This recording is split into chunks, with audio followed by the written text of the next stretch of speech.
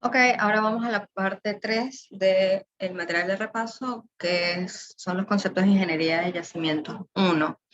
El contenido, la definición de yacimiento, la clasificación, muy importante, las diferencias entre recuperación de hidrocarburos.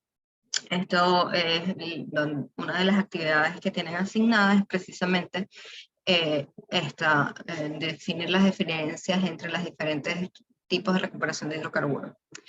Las propiedades roca-fluido, en su mayoría roca-fluido, sin embargo el factor volumétrico del petróleo es más una propiedad del fluido. Estos serían los módulos 2 y 3 de yacimiento, de ingeniería de yacimientos 1, y el cálculo de reservas, que es el módulo 4 de ingeniería de yacimientos 1.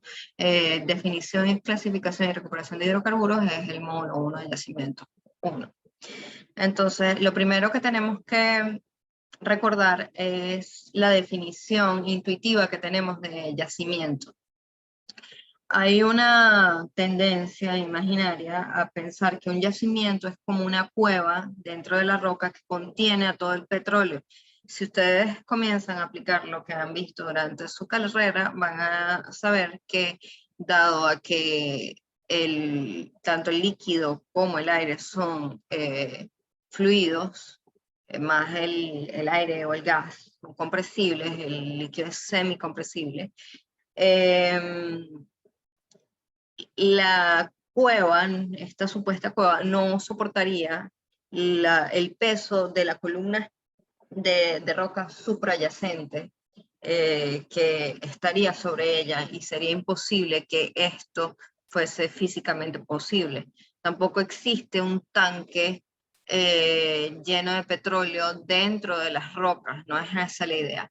La idea intuitiva más cercana que podemos reflejar de un yacimiento es una esponja, no por la flexibilidad de una esponja, sino por que la roca actúa como la roca es un medio poroso, entonces, que es capaz de almacenar fluidos.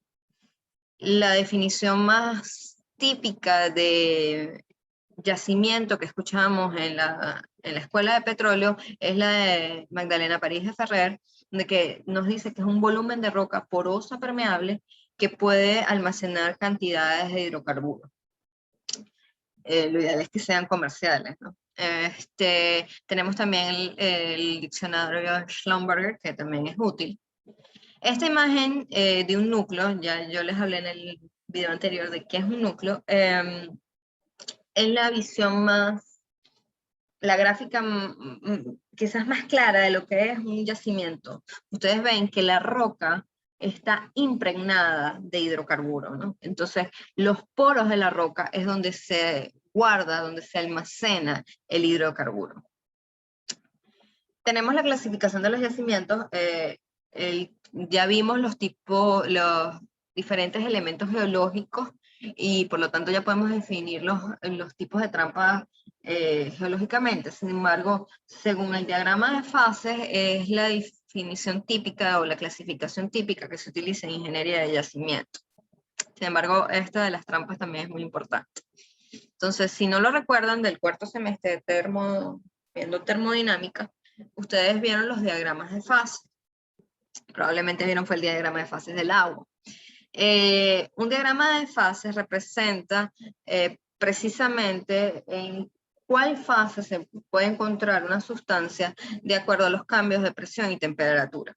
Entonces tenemos la envolvente, que es toda esta línea que tenemos aquí, y se habla de dentro de la envolvente, esta es región interna que tenemos en el centro de la figura, y fuera de la envolvente, la región superior y derecha del gráfico. Hay otros tipos de envolvente, esta es típica, pero hay muchas figuras, puede ser como una U, puede ser de distintas maneras.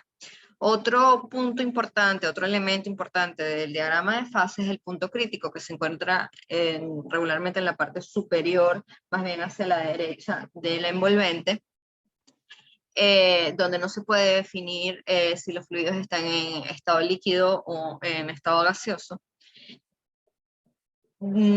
Otro elemento importante son las líneas de calidad que dicen en cuánto porcentaje de líquido hay en ese punto definido del diagrama. tenemos la línea de punto de burbuja, que es esta línea que va desde básicamente la de línea de calidad 100, mientras que la línea de calidad 0 es la línea de punto de rocío. Básicamente creo que esos son los elementos que componen el diagrama. De acuerdo a ello, trazando desde el punto crítico hacia abajo una línea punteada como la que tenemos aquí, nos define la temperatura crítica, que en el caso de este gráfico estaría un poquito por debajo de 170 grados Fahrenheit. Ese sería para el caso de este fluido. Tenemos que entender que para cada tipo de hidrocarburo hay un diagrama de fases que lo describe.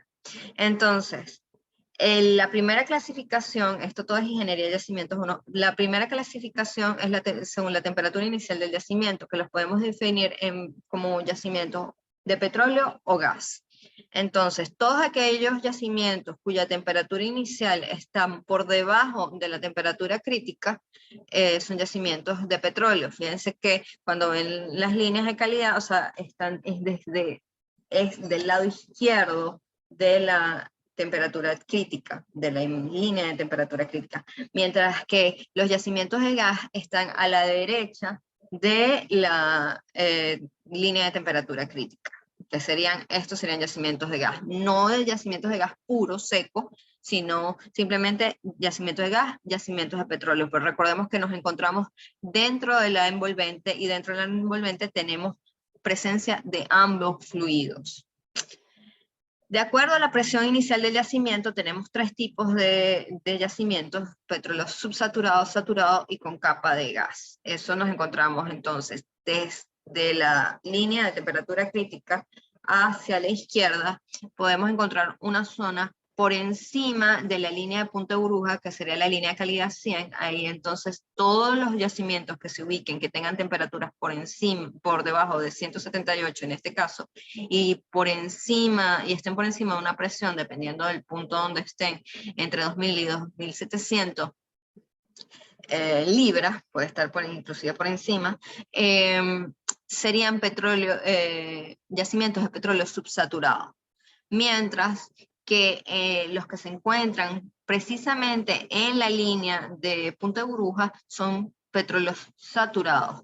Por debajo de la línea de punto de burbuja, es decir, toda esta zona que tenemos aquí, tenemos yacimientos con capa de gas, porque la primera burbuja que se libera precisamente una presión por debajo de la que establece la línea de punto de burbuja.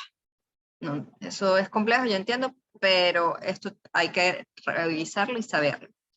Además, de acuerdo al diagrama de fases, tenemos diferentes clasificaciones del petróleo, donde, por ejemplo, tenemos el caso del gas seco, que son aquellos crudos que se encuentran por fuera del envolvente, del lado derecho de la temperatura crítica, es decir, por fuera del 0% de las líneas de calidad.